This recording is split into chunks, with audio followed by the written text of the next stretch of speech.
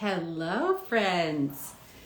I'm back with another hot take, and this one is around social media. And before I describe my hot take here, I want to fully recognize that I do a lot of coaching on how to show up for social media. It is a part of a good overall visibility strategy. So I'm not discounting the importance of social media as a greater visibility strategy. What I am saying is that after working with hundreds of mobile bar owners, I keep seeing the same amount of resistance or dread around showing up on social media. Like it's a full-time job and they got to create all this content and they get hung up on like whether it should be videos or carousels or should I be on Instagram? Should I be on Pinterest? Should I be on TikTok? Should I be on Facebook? Where should I be? Where should I show up fully? What should I post? How often should I post? I'm doing it once a week. First of all, breathe. Second of all, and here's the hot take. Mobile bars, I'm speaking directly at you. Social media is likely the biggest waste of your visibility time. It just is. And I have a whole number of reasons why this is probably the case. But if you could only spend 3 hours, I'm going to say a month, 3 hours a month on visibility, because you got full-time jobs, you got kids, you got a brand new business, you're still building packaging, pricing, maybe you're executing a ton of events, maybe it's not even a full-time business. If you can only spend 3 hours on visibility every month, you should be doing it shaking hands and kissing babies. In person, networking events, showing up at your association, all of these things, making real life relationships and connections. That is going to be the most valuable use of your time. Spending 3 hours creating 7, 12, 24 posts on social media, you're forgettable. It's not even 15 seconds of fame anymore, y'all. Even if one of those things went viral, you would still only get probably, some followers? Are they your ideal clients? I don't think so. People get on Instagram, Facebook, Pinterest. They gather a whole bunch of followers as soon as they get on. It's usually mobile bar owners that are following other mobile bar owners because we're an amazing community and we love and support each other. And that's awesome.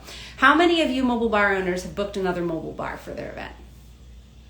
Actually paid that person, right? It's great to be up in there and supporting them with likes and comments and just general love and support. That's not unnecessary. We need that. Believe me, the community that Mobile Bev Pros and the mobile bar community provides to each other is like life-giving. Seriously. Like it keeps a lot of people going, myself included. However, those people aren't paying your bills. Even if you were to get 1,000 ideal clients to follow your Facebook page or your Instagram page or your Pinterest page, they may not be in the market for a mobile bar right now. They may not engage with your posts. They may, you might be disheartened and feel poorly about your business because no one liked this reel or nobody liked this story. No one saw it, no one engaged with it.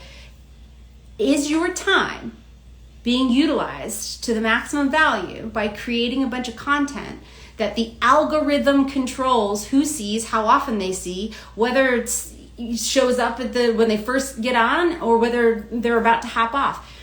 You have no control over social media. You have no control over who sees what you post. You have no control, none. And so if you had the ability to utilize your time and efforts to the max effectiveness, would it be on social media where you have no control? I'm going to answer my own question here. The answer is no.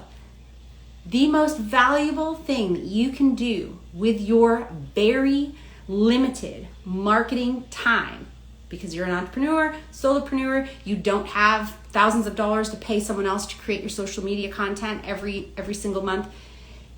Hit the streets. Start meeting actual human beings. Make yourself a known member of your community, your events community, your greater business community, depending on who your ideal client is, right? Become a known face. Become someone that someone can say, oh yeah, I've actually met them. They're a really great person. Not just, yeah, I follow them on social media. They post funny stuff, right? Be a human that works with other humans. This month, not next month, this month, find a networking event. Go out there, spend 2 hours hobnobbing with the people in your community that work with people like you, mobile bars, actual humans. Become a part of the greater event community. And I know post-pandemic, this is probably and a lot of people, social media strategists, they're out there telling you how important social media is. Honestly, if I was to rate all the different ways that you could communicate with your potential ideal client, social media, pretty low. In person, that would be number 1. Text and email, probably be number 2, right? Because you're in their inbox.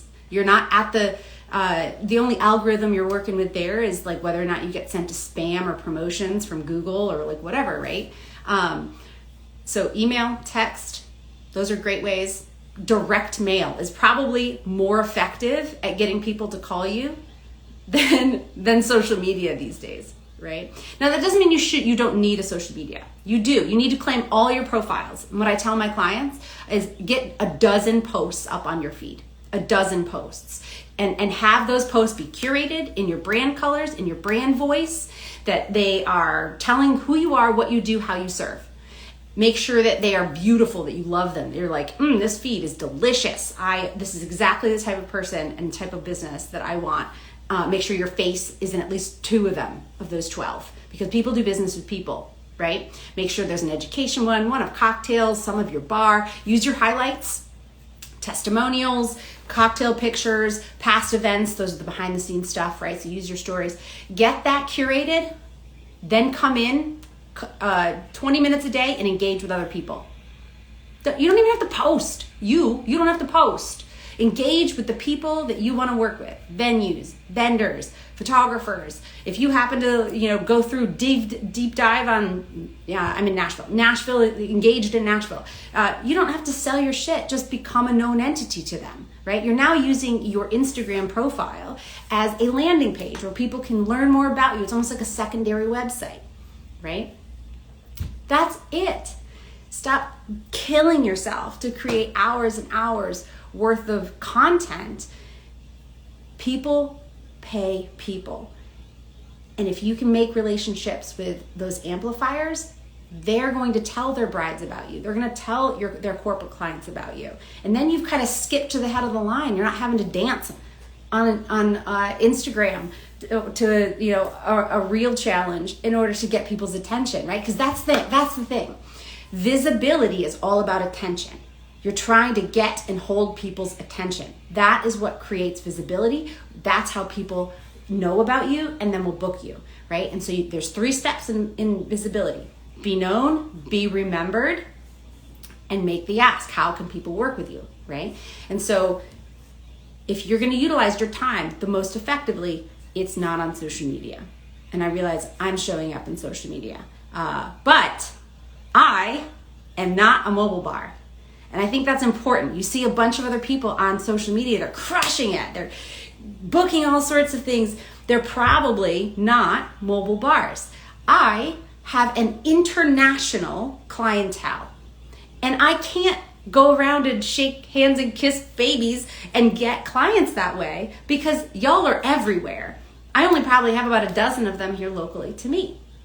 So social media in my visibility strategy is going to be utilized different than in your visibility strategy, right? And so it's important to recognize when you see people doing their social media thing, it might be of a different weight and a different value to their visibility strategy than your visibility strategy, all right? So if you're crushing it on social media, keep crushing it. If you love social media, amazing, do the things. But if you're one of those entrepreneurs like the last 4 one-on-one calls I've had that really struggles and has a ton of resistance around social media because they're not sure what to post, how often to post, if it's even generating leads, chill. Create a profile, dozen posts, show up, engage with others, but stop killing yourself trying to create content. Get your little butt out in the real world, shake hands, kiss babies, make real relationships with real people in your real community. It'll be a fraction of the time, and you'll make a bigger impact, right? You will just love being around your community, and they will love working with you because they know who you are as a human and as a person. I've been ignoring a lot of these comments, so I'm going to read through them really quickly. Let's see. Damn it, no. I was literally just saying over and over out loud, what am I going to post? What am I going to... Don't post anything. Go away. Go make a phone call.